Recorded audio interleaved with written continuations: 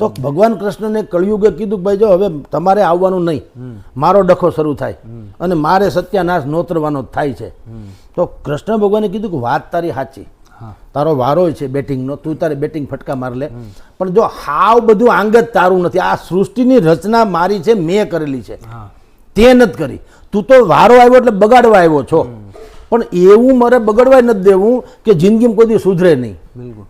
તો કે ભાઈ તો તમારી વાત ખોટી, તો આપણે નક્કી હું છું પણ હું નહીં આવું કે કૃષ્ણ કે નેવર, હું આવવાનો નથી ગેરંટી, પણ મારો સાક્ષાત્કાર તો કરાવવો પડશે. તો કે કઈ રીતે?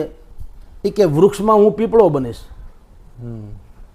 વૃક્ષ બધાય ઝાડવા બધાય છે, લીમડો છે, વડ છે, ફલાણું છે, પણ પીપળાનો પાન તમે પીપળો જુઓ તો તમને ખરેખર આમ વંદન થઈ જાય છે. એ શું કામ? પીપળો મંદિરમાં પીપળો ખાસ હોય, પીપળે પાણી રેડીએ પિતૃ સુધી પહોંચે એવી માન્યતા. કાં વડલામાં નહીં, કાં લીમડામાં નહીં, પીપળામાં. તો કે વૃક્ષમાં હું પીપળો છું, નદીમાં ગંગા થઈશ, પશુઓમાં ગાય થઈ, પ્રાણીઓમાં સિંહ થઈ, પુસ્તકમાં ભાગવત થઈ, પર્વતમાં કૈલાસ કે ગિરનાર ઇત્યાદિ થઈ, શેત્રુંજય થઈ, જે કયો તે પવિત્ર તમામ પર્વતો આવી જાય. એવી રીતે હું અમુક અમુક સ્વરૂપે સાક્ષી પુરાવીશ, કારણ કે બારી તો રાખવી જોઈએ ને, તો સફોકેશન થાય. તો કળિયુગને કે તું તારે ધબધબાટી બનાવ, તારે તને છૂટ છે, તારો વારો છે એટલે.